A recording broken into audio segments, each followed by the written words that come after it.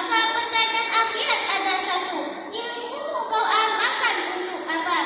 Jika kita diberikan umur panjang, maka pertanyaan akhirat ada satu, umurmu kau habiskan di mana? Tapi jika kita diberikan harta, maka pertanyaan akhirat ada dua, hartamu kau dapat dari mana dan kau belanjakan kemana? Dari mananya akan ditanya dan kemananya juga akan ditanya. Oleh karena itu, amanah yang bernama harta ini harus digunakan dengan sebaik-baiknya. Sedekah itu tidak terikat oleh apapun. Kita bisa bersedekah dalam kondisi apapun dan kita bisa melakukan sedekah dalam hal sekecil apapun.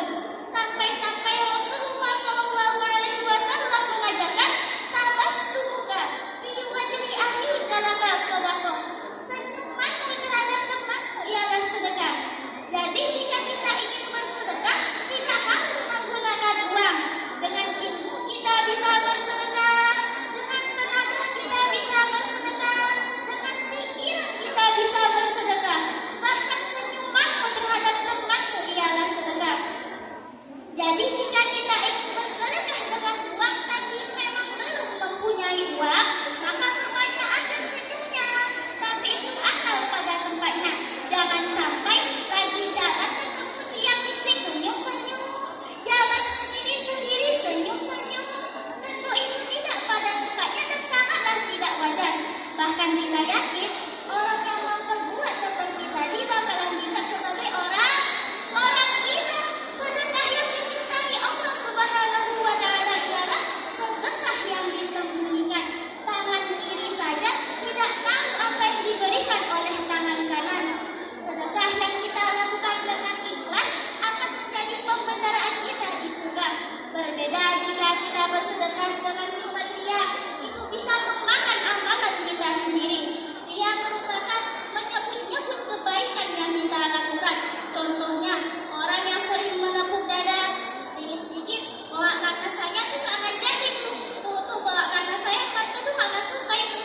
Begitulah hadirin semua amalannya akan hilang. Oleh karena itu, orang yang bersedekah dengan ikhlas dan disembunyikannya sedekahnya itu, maka Allah cinta betul kepada dirinya.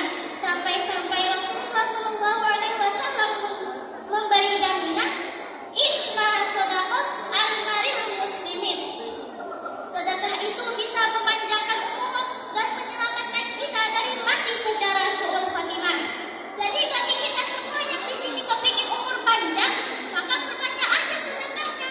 Tapi bagi yang bosan hidup, pelit aja terus, pelit terus dan pelit terus.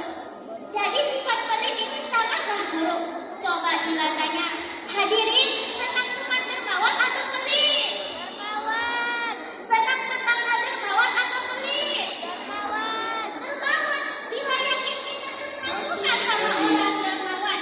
Gak ada orang suka sama orang pelit. Bahkan orang pelit pun gak suka sama-samanya pelit. Contohnya, jangan lagi ke rumah dia jatuh pelit tuh, padahal dia sendiri juga pelit. Begitu jeleknya sifat pelit ini.